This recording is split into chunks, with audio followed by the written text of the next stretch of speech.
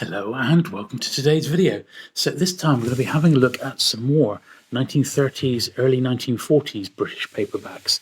And these were ones which, once again, you could say were almost published as a bit of a response to what Penguin were doing at that time.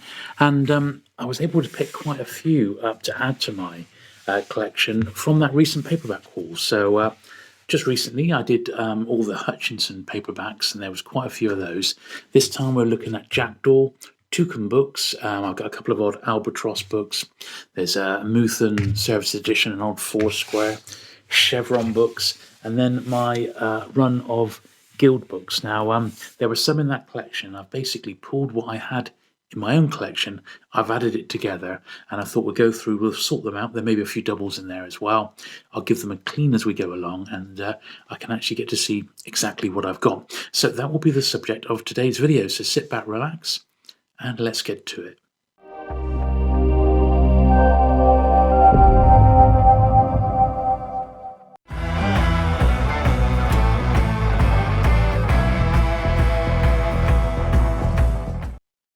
Okay, so I think without further ado then, we'll leave the Guild books to the end because that's the one that there's the most of, to be honest. So I'll pop them over to one side, and we'll do the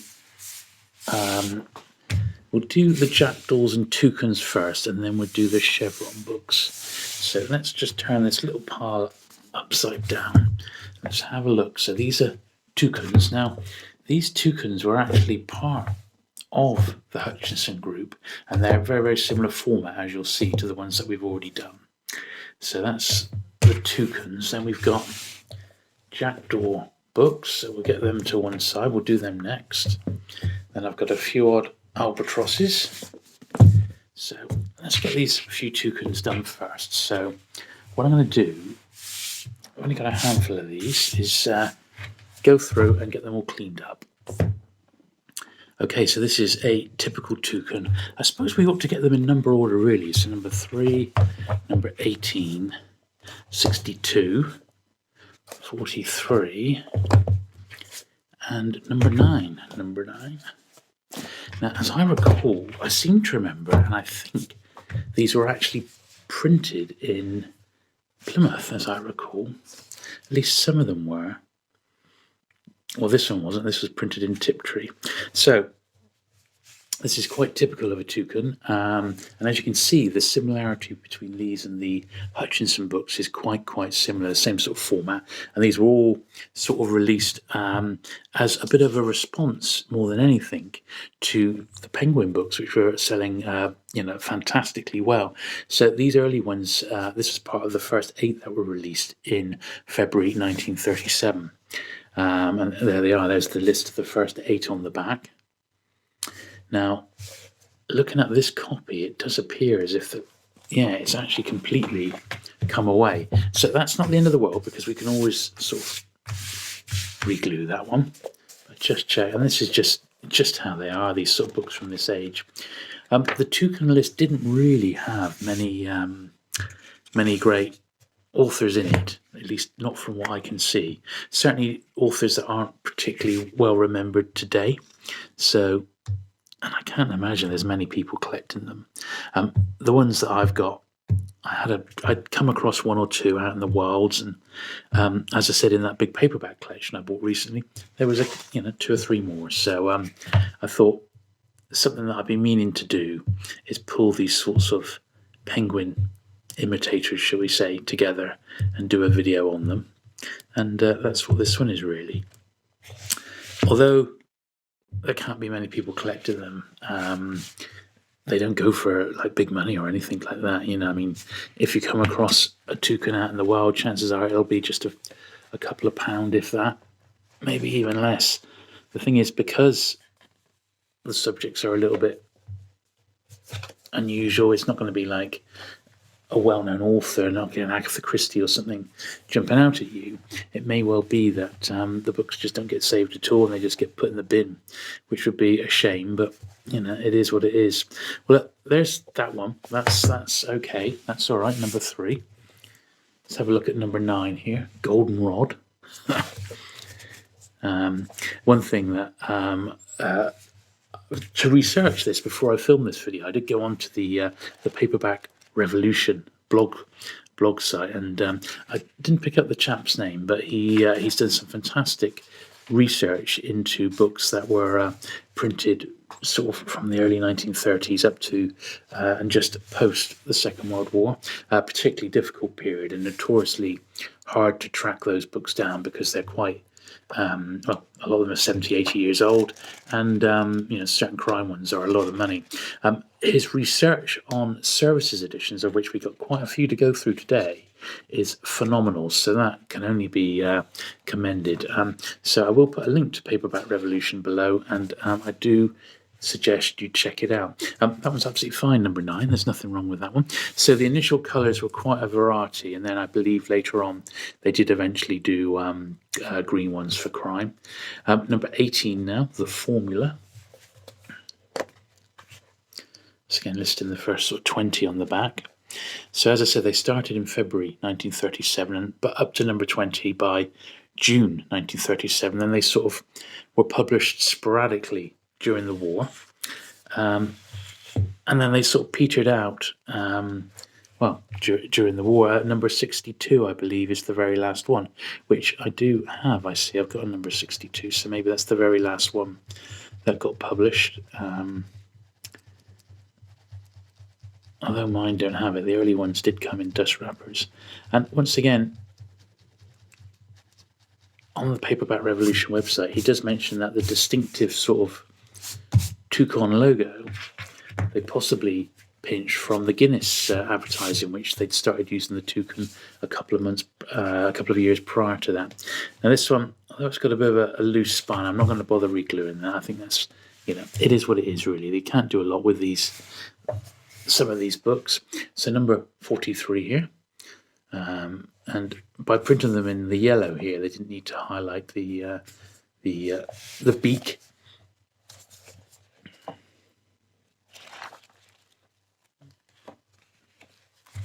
As I said, the actual stories in here, the actual list of authors, not great, although there are a few books in the series that are sort of worth saving, but it's not one of those lists which has got a load of recognisable authors today, shall we say, There we are. And then the last one, which I believe was the last one that got published, was this one, number 62, The 13th Crime. As far as I know, I've not got any Toucan services editions, which is a shame, but it's always nice to have like a representation, even though services editions, as much as I find them absolutely fascinating, they are so difficult to put a run together of any series really. So I'm just going to run my toothbrush along the base of these books, and then, well, they're not too bad, and then once again along the top where generally dust and dirt will collect. You can see quite a bit coming off there, as you would expect after 80 years. And I like to give my books a bit of a dusting before they go into the collection.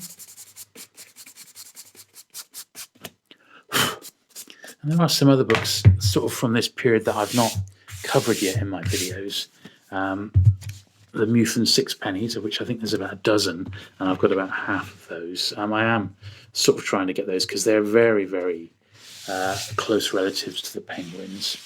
So that's the Toucans. I've got one odd John Long Foursquare book. I've got this one just in the pile because it just needs repairing, but it is, I'm afraid, absolutely hanging. I don't want to get rid of it because I've only got one other in my collection, I believe. So I want to see if it can be saved as just a filler, because I mean I wouldn't want to just throw something this rare away. They just don't turn up very often. The worst bit, of course, is all this sort of mess down the bottom here. I'll just see if I can try and tidy a bit of that up, but it has also been read quite a few times, so it's looking a bit worse for wear, I have to say. Blood on his hands.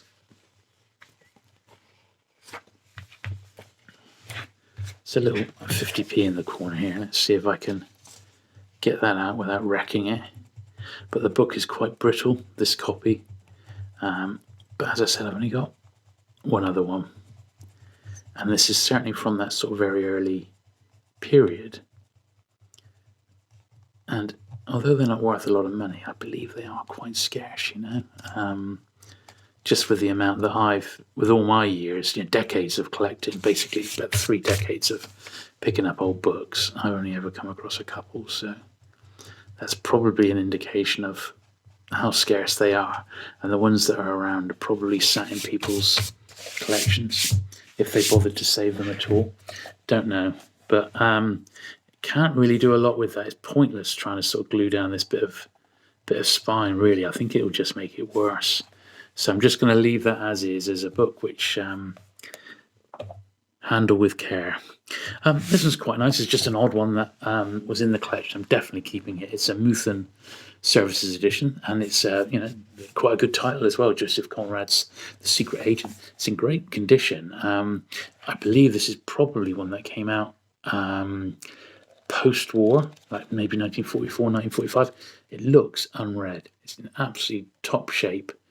Dedicated to H.G. Wells. Published in this form in 1946. So, my guess was right, really. It was just one of those sort of post-war ones. Tiny bit of writing in pencil inside, so I am going to get that off because that's nothing to do with the actual book. There's an old book dealer's £2.50. Whoever had this before me is what they paid for this one, which isn't bad, all things considered. I mean, as I said, unlike, say, the Penguin Services editions, which do tend to be a minimum of £20, even if they're falling to bits, and then the Prisoner of War ones, which are rare again, other publishers not perhaps so collectible or so pricey.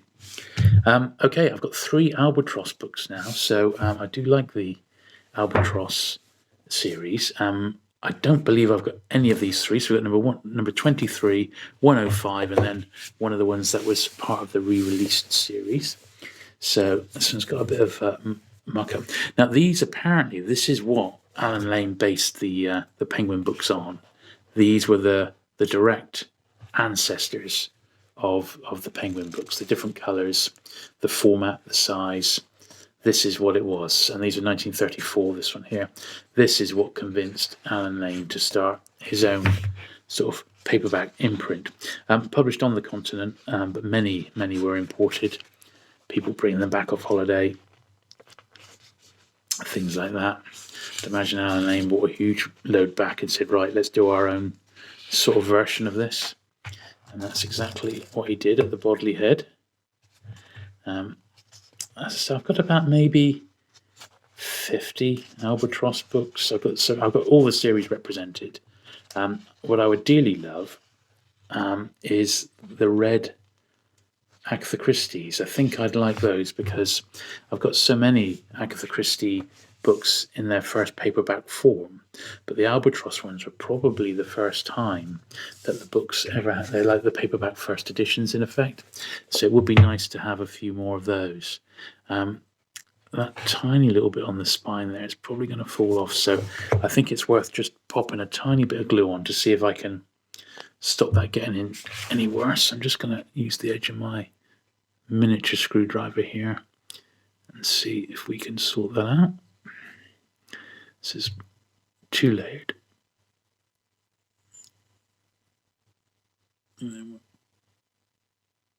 Yeah, there we are.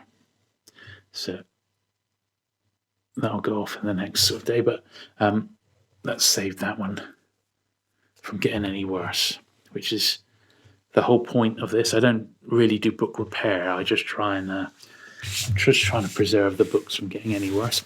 So this is quite nice. This is an Albatross crime novel, The Motor Rally Mystery, John Road. I believe this one came out as a Collins, early Collins Crime Club, later on, paperback. Humphrey, December 24. I don't know, it didn't come out that one. It may have come out December 34. So anyway, I'm going to rub that out. That's just a little previous owner's name. no one I recognise.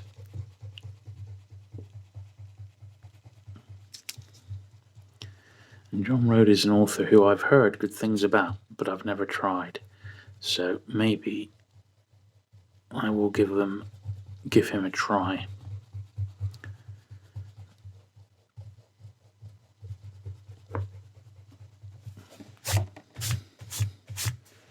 That's got most of that out of the way.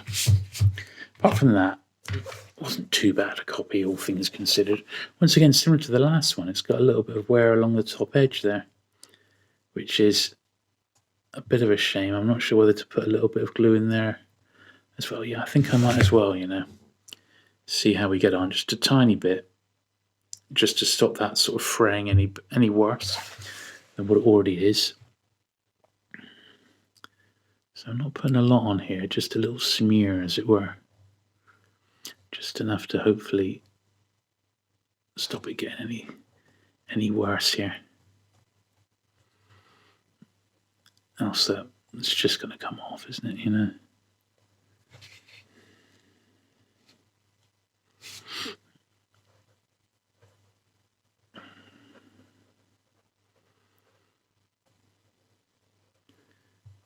There we are. So quite an early crime one, number 105. I don't know if it's a first edition or not. I'm not too worried about these. I think it is 1933. I think that one is, although I've got a few albatrosses which are reprints. I don't really mind because I hardly ever come across them. This is quite a nice condition one. This was a post-war one because the number is 5169. Pearlesque buck. These are much more robust. They're better made. And nice little book, this one. And that one's absolutely fine. It doesn't need any work at all. That's as good as it's gonna get. So that's the few albatrosses I've got. Now the next thing we're going to have a look at is the handful, and it is only 3 books in the Jackdaw library. Now, Jackdaw were another one which were published as part of the Hutchinson group. And what we've got here, number 18, this is in the crime library, number 3 and number 8. So the way I understand it, Jackdaw started in October 1936. By the end of 1937, they published the first 16 books, and then numbers 18 to 20, this is number 18, so 17 to 20, got published in June 1937. Then they published a few more right up until the end of 1939, and then war came along, and then that was that, basically. So there's about 30 odd in the series. They are sort of a little offshoot of the Hutchinson books. So, but they are 2 separate series. You've got the Jackdaw Library, and then you've got 18 Jackdaw Crime series. So there's about 36 in total, and there's 16 of these in the Jackdaw Crime Library. These were in 1939, but these came first, which is the regular Jackdaw. And you notice on the covers they're slightly different versions of the Jackdaw bird. This Ethel Manor is perhaps one of their most popular authors here. But once again, you wouldn't say that the list set the world on fire, would you? Now this one's got quite a few pages in the top there that need just turning over. And this particular book is quite brittle. You can see the brownness of the pages there. Not doing it any sort of favours at all, I'm afraid. But it is what it is. It's old. Look at this here. That's being used as a bookmark. It's got an old 50p in there. You'll probably be able to see when we rub it out where that 50p was, but we'll have a look. Oh, it's come out not too bad, actually. That's all right. But you hardly ever see these around. I mean, I can't imagine anyone really sort of collects them beyond people like me who just like old books. So that's that one, okay. Number 8 here. So this is in the crime library. So this is Jackdaw Crime Library number 8. This one's just a bit sort of grubby, but apart from that, it's all right. There we are. Look, there's the they actually have an advert for the Touchan novels in there, so they are cousins. Once again, part of the Hutchinson Library. I wonder why they bothered to release so many different series, under different names. Whether they were just trying to copyright the names, or trying to possibly get a better paper allocation, because each publisher's pre-war output determined how much paper they got when paper rationing came in. So who knows, maybe they were sort of hedging their bets slightly and trying to get as much sales as possible. This one, interestingly, is in a wrapper, which is quite cool. So we'll take that wrapper off and see what it's like underneath. It's actually, as you would expect, quite nice condition. Interesting that once again they've chosen the green colour, which became synonymous with crime books. Inside, that one's absolutely fine. The wrapper is obviously a little bit worse for wear, but we'll stick it back on because, well, it's better in the wrapper than without. It's kept the book underneath in great shape, hasn't it?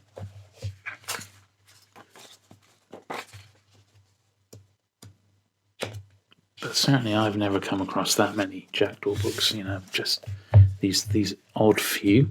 Now, one thing we didn't do on these, that needs to go in there, is just to do the tops of the spines.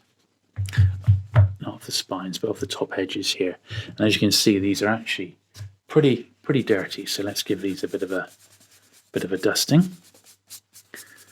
In actual fact, they're not too bad. I've seen much worse. But when you think these are even older, these are like 80 plus years, some of these. That's actually not too bad. All things considered, we've seen far worse. Right, so that's the Touchans and the Jackdaws.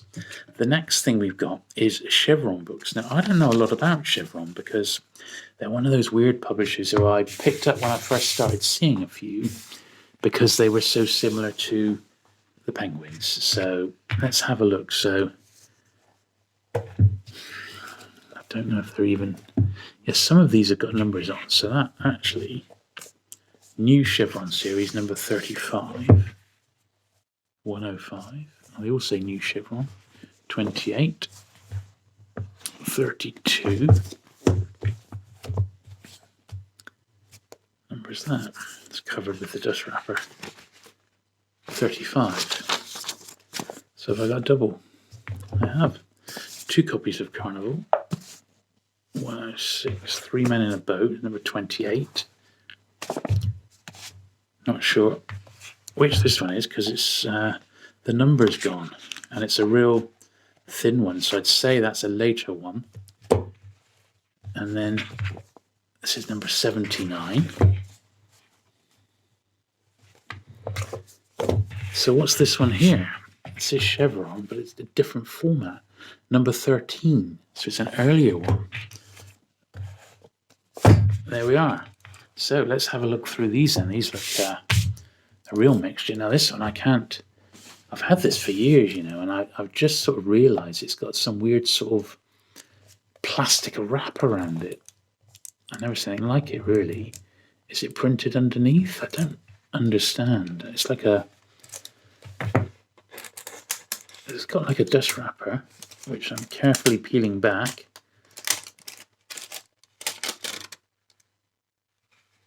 Yeah, it's got like a wrapper, which it's got the price, and it puts the chevron.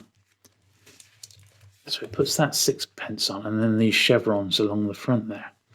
Although they're not chevrons, they're bands, aren't they?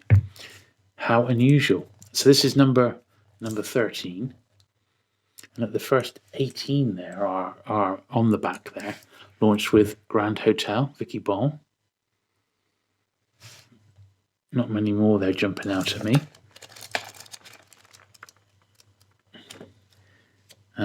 I don't even know when they came out, except they must be around that sort of early 30s period, I would think. Queensway Press. Yeah, there's no date on it at all. It's got a sort of 5 or an S inside. That's okay. Yeah, one of those ones which I don't know if the Chevron series need or even warrant more investigation, but there seems to be a few of them, doesn't there, you know? So this is number 28, Three Men in a Boat. I mean, that's a bit of a classic, isn't it?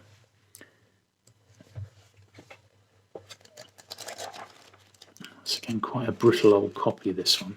I don't think they were printed on anything like as good paper as the Penguins. They do, in most cases, seem a bit cheap. Look at this. Uniform with this volume, the Chevron series, and there's a bit of a listing of them up to number 83. And there we are.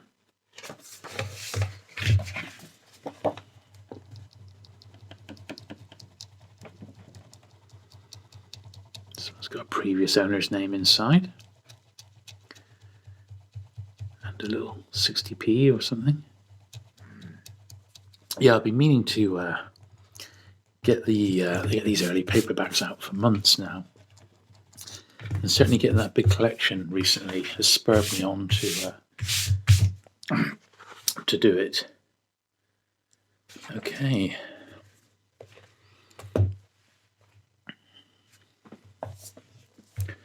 Number 32, and this one is in a wrapper. So we'll whip that off in its glory, unwrappered. A little bit of foxing on the sides here. It's got an old 50p, or 50, which we'll get rid of. And this wrapper is, well, it's done its job. It saved the book from getting any worse. And in fact, underneath, it's a really quite a nice bright copy, isn't it? Which is, you know, always the bonus when you find a book in its original wrapper. And you have to wonder how many of these have actually survived. There can't be that many. I wouldn't have thought, you know. Here's Carnival, Compton Mackenzie. Now, for some reason, it looks like I've got two copies of that, so there may have been one in my collection and one in the collection I bought. This one's pretty nice condition. It's got a little couple of folded over pages, nothing to worry about.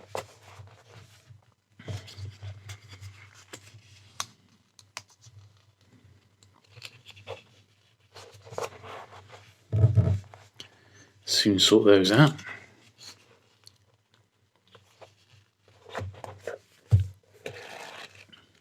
Apart from that, it's a really nice copy of what is a really old book. Even the wrapper is not too bad.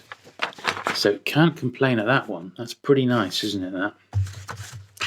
Now, amazingly, there is another copy of it in this collection. So it happens sometimes like that you get an extra book.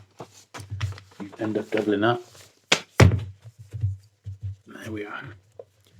So I'll have one to sell as a spare one. Even this is in its dust wrapper. But not quite as nice underneath. A little bit more wear, this one. It's got an old 15 pence inside, so we'll get rid of that.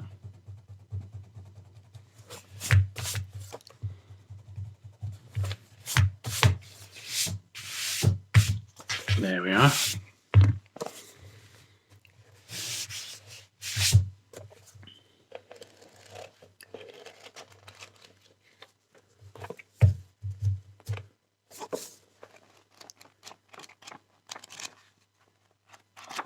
Certainly a bit grubby along the top, but we'll give that a dust in a minute.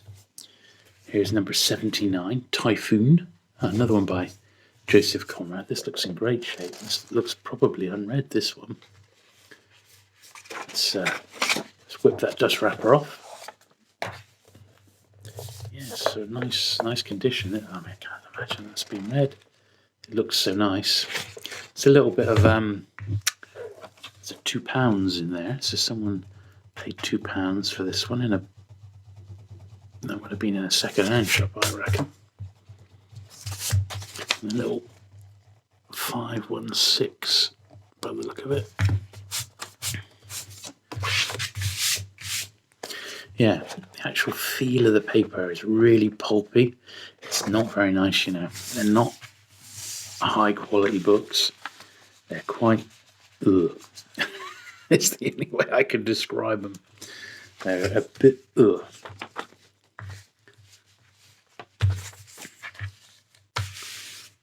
But all these, by the look and feel of it, the ones that we've looked at so far, I would say are all pre-war. There's nothing later than I would have thought. 1938, something like that. But then Chevron did carry on a little bit later than that, I believe. We got one of the slightly later ones here. So this is 105, Jack London.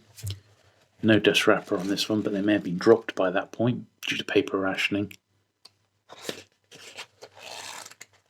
Not a great deal wrong with this, just a folded over corner there and a 40p to get out the top corner and the front cover here. Don't need that in there.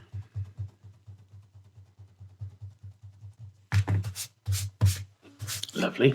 And the very last chevron is this one. It's missing the top of the spine. It's much, much thinner. This makes me think this is probably a wartime one.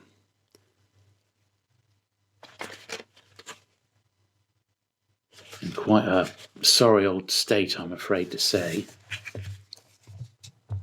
The cover is virtually hanging off. In fact, I'd be tempted to re-glue that one, I think. What's left of the cover is just going to fall off else, so let's see if I can carefully get that one off. Is it going to come? No. So what I'm going to do, just going to fold that down. I'm going to run some glue along that edge there, just to keep it from getting any worse. Hopefully that'll just keep the bad boy in one piece. There we are. So I wonder if there's a list in the back of this one here. No, I haven't got a list of Chevron books, so I don't even know what number that one is, but because it's so much thinner and it hasn't survived so well, it makes me think this came out early war, 39, 40, something like that, maybe even a year after that. But that's all of those, so I better give the tops a little dusting off, so I'll do that in 2 batches because it's easier to hold them with one hand.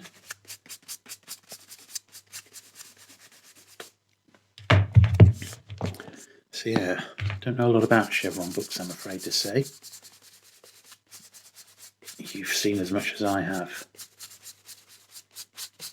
But I'm sure that chap at the Paperback Revolution has got a few in his collection and he must know a bit of history about them.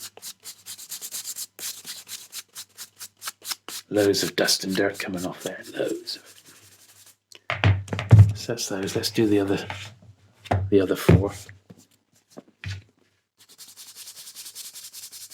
You see loads, plumes of dust.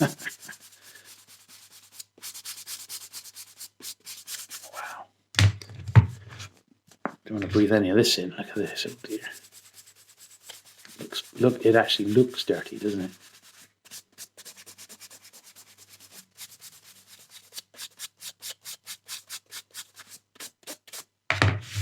There we are. Wow. Right, time to take a break, and then we're going to come back and we're going to do my run of Guild books, and then we'll all be done. Okay, so these Guild books, once again, I've had a run of them for years. I've had a few in my collection, but quite recently, in that big motherload of a collection, I ended up picking up quite a few more, which I'm very pleased about. But I believe I've definitely got some doubles, but also they are they're not in order. So I'm not sure what the best way is to go around these, because there's like an easy numbered series, which I guess I ought to just concentrate on those first of all, and then we'll take it from there, really. So those ones don't appear to be numbered. but these ones are. So we'll just concentrate on the numbered ones first of all. And I've also got some service edition ones. So that one there, 109. Right, so these are all in order. Now this is number 18. So it's like almost like a pamphlet, that one. And this is, well, that looks like number 7.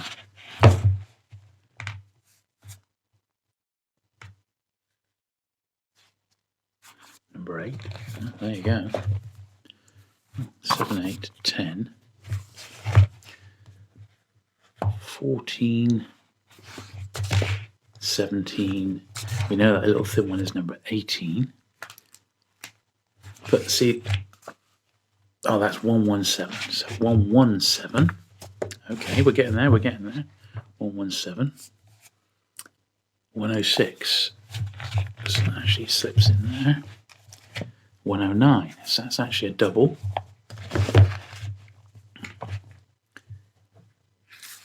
118. Steinbeck, that's cool, isn't it? 213. So that's actually a triple, but you can see, I know it's a double again, but you can see it's a later printing because it's thinner. This is another one of 213. So I have actually got 3 copies of 213. You'd have thought it.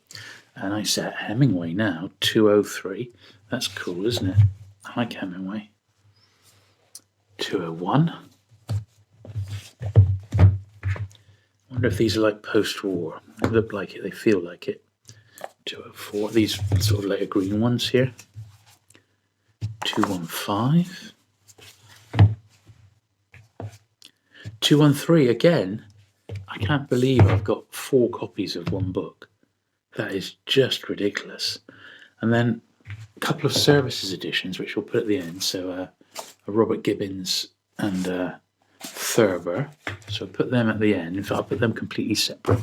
So that appears to be all the numbered ones, which is cool. But what about these then? So have these got no number at all? Oh, Guild Books 448. Okay, so that's a later one. Payment deferred. Okay, C.S. Farter. 421. Okay. The Ghost of Mrs. Muir. 252. That's cool, isn't it? Postman always rings twice.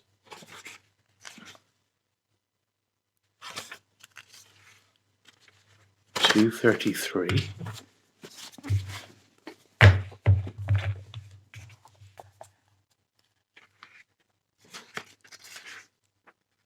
.224. So these actually were in vague order.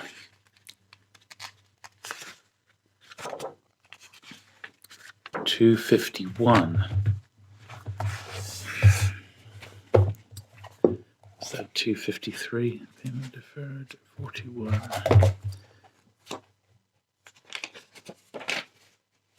.252. There we are. 251. And the last one, the Village Labourer. 239. That was 224.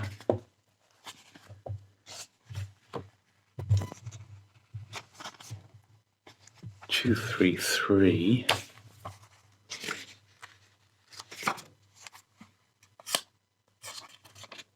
Yeah, 251, so it goes in there.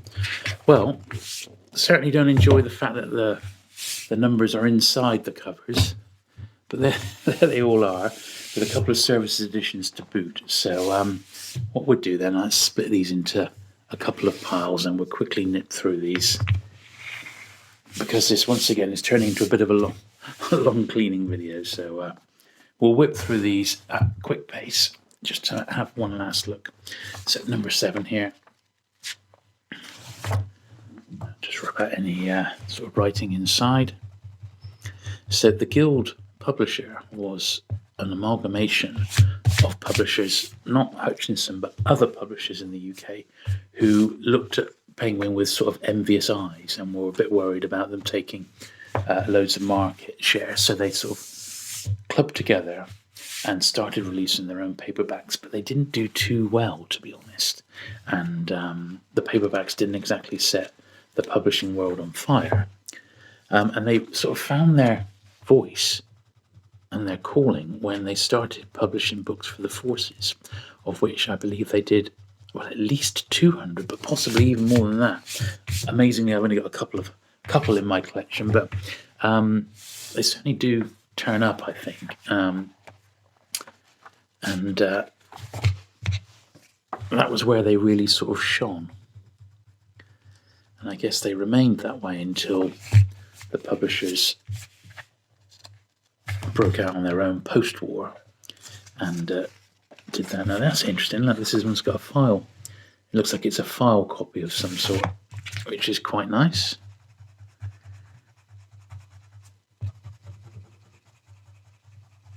Maybe it's from a library, something like that. Guild Books, number 10. Certainly a thin old one, so chances are it's probably a first printing of that one. And if you collect Guild Books, leave a comment below, because I'd like to know. Certainly, they're not high on my list of books that I want to collect, but when I come across them, I sort of pick them up. But I can't believe I've got 4 of one book. I mean, that's quite something, isn't it? Mr. Unlucky. This one, I mean, look at this. Virtually a pamphlet for number 17. That's definitely a wartime edition, isn't it, that one?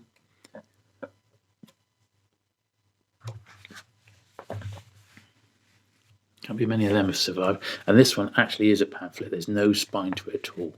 This is a play for number 18. I mean, how many of those have survived? Can't imagine many, you know. Look at that. Revised edition, published in 1943. There we are. That's very, very much a wartime rarity, that one. And that's not the sort of thing you're going to come across very often. I'm not saying it's worth a lot, but I am saying that's probably pretty scarce, that. Just to have a copy of. So if you're a guild collector, that's the sort of thing that's probably going to haunt you if you're trying to fill out one of every number. Dive Bomber 106. So the numbering's jumped here. So whether that's intentional or what, I don't know. So this is a Guild 9, this blue one here.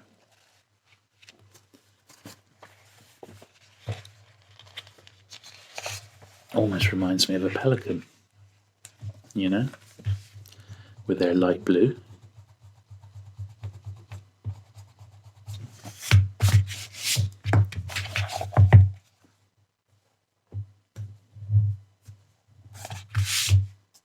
Leaves from a surgeon's casebook. 109. These are 9pence.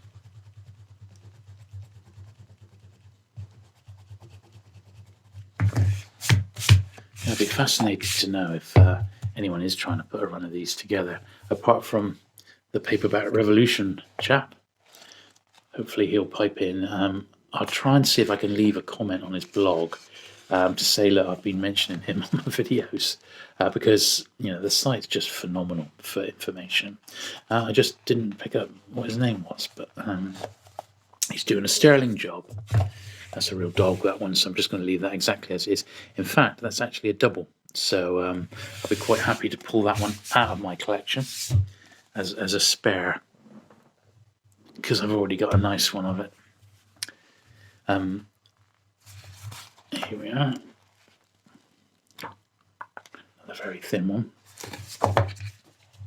Yeah, I try not to keep doubles unless I really want to. I've got, in my pan collection, I've got duplicates of books, and that's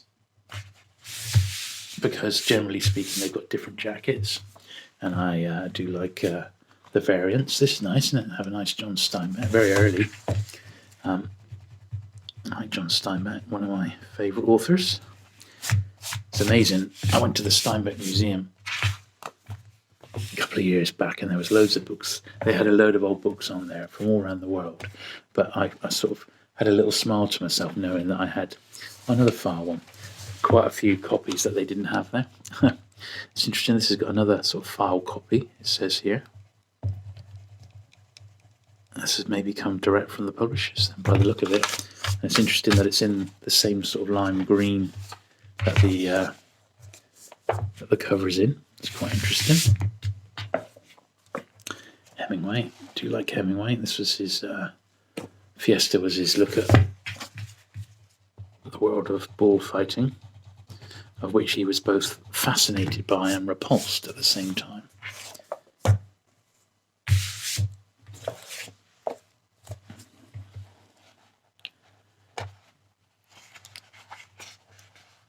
Batstone Books, what's this?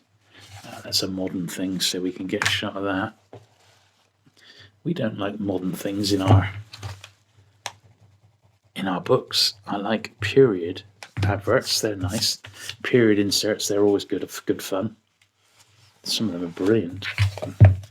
So that's the first sort of half of those, and we're almost there, to be honest. Let me give the top edges a quick dust, but these aren't too bad, I don't think. Just about get them all in. Yeah, these are quite clean. It's interesting, isn't it? On the whole, they're quite clean.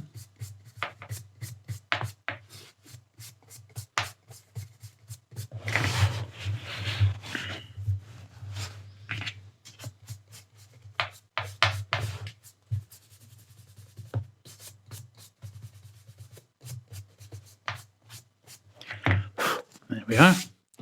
And just a small pile to go.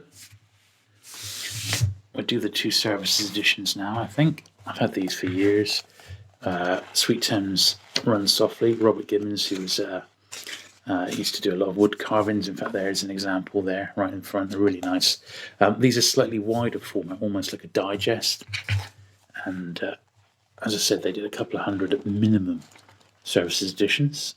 And very pleased to get them. This one's service edition number 97. S97. The Cream of Thurber. And what number was this? Did it even have a services number? Yes, S97, and S100. So there we are. So that's cool, isn't it? Give them the... Yeah,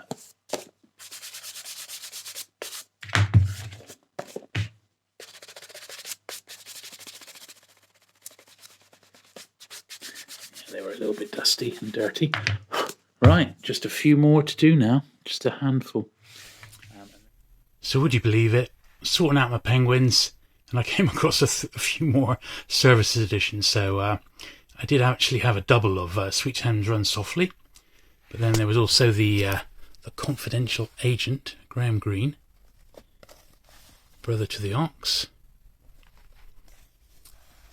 Haven's End, and a nice little Touchan, a Touchan services edition there. So, didn't want them to be missed out on the video, so thought I'd include them here. A handful.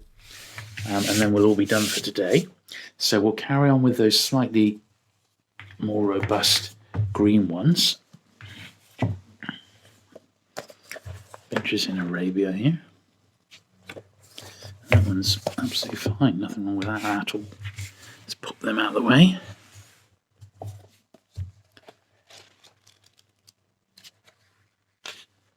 This is the first edition. It's a file copy. And this is the book that we've got 4 copies of for some reason. So I'm going to get rid of the 60p inside. Keep it as the file copy. There's a little 15p on the front jacket as well. I'll get rid of that.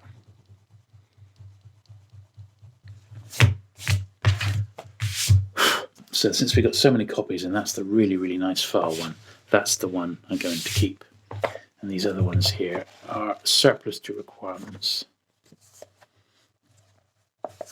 So that one we looked at was definitely a first. And so is this from 1941, but it's a duplicate. There's no point having extras. And this thinner one here must be a later reprint. Yeah, this is the reprint post-war, 1946. But I'm not going to bother keeping that. That's absolutely fine. I just don't need it. Same reading. So weird that we had so many copies of one book, but sometimes that's how it goes. A Time of Greatness.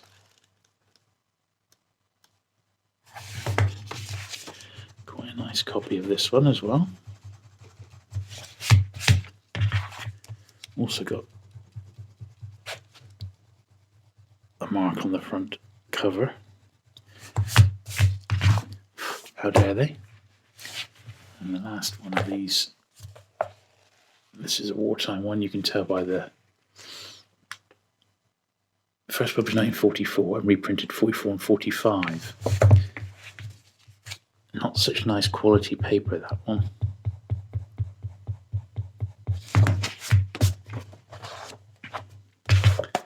Nice to have. Japan's Islands of Mystery, Willard Price.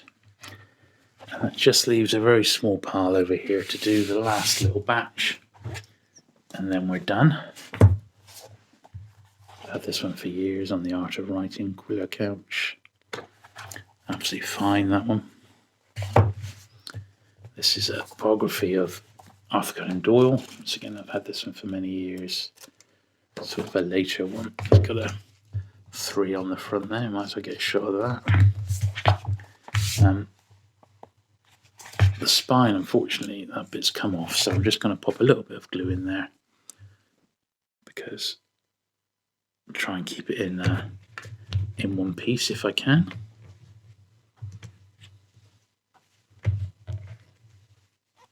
I'm going to cut here while I clean the screwdriver. There we are. So I've got a blob of glue here again just to run down the spine. I think I'm going to need a bit more. It's quite a bit. Looks quite rough, that spine actually. But it is Sherlock Holmes related, so I want to look after it. The Master Detective.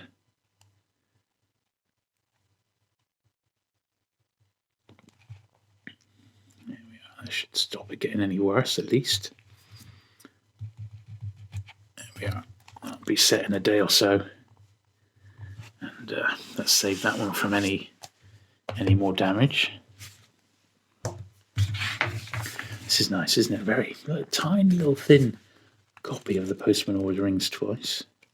I mean, it almost looks like a sample. I mean, is that the full book? So first published 1941 and reprinted in 1947. So this is not the original. Is it only 96 pages? Nice copy all the same, eh? I mean, can't knock that. This one, not so good. Book on social history, a bit boring, let's be honest. Here is part of my guild collection only. These sort of non-fiction ones. What's this? Macintosh's Toffee, look at that. How long has that been in there? Now, this book dates from 1948, so is that an original 1948 Macintosh's Coffee? I shall look it up.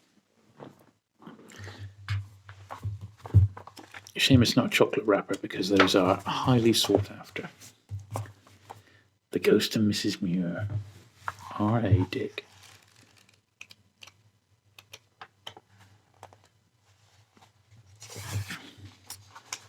Last few now. So maybe as I get round to it, I'll just show you the tail end of my other early British publishers. I've got some other European ones as well to go through. And we got those Muthen sixpennies, but I think this has been enough. I'm pleased to see this one. I like C.S. Forester as an author. I think he's great. And that's one of his very early ones. So that's great news to have that. And then the very last one here is Pearless Buck. But this one's also got a tiny little bit that needs regluing. And then we'll be done. So I hope you have enjoyed yet another book repair and cleaning video.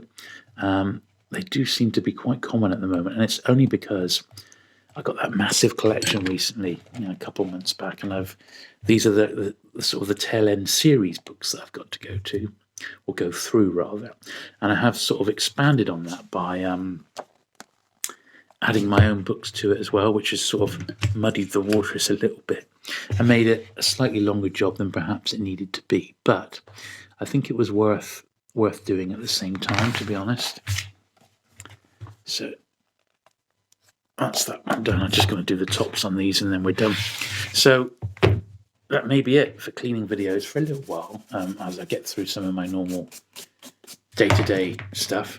I've got the next run of great pans to film, and I've got the last 100 of my vintage penguins, where I've been going through penguins 1 to 1,000 in order.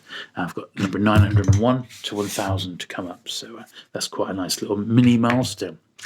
Anyway, let's just pause it there and we'll have one final look at what we've got here. So there you go. I hope you've enjoyed looking through those early 1930s, early 1940s paperbacks. There's certainly some interesting stuff in there. Certainly not what I usually cover on the channel, but they're good all the same in their own way, and I do find them quite fascinating.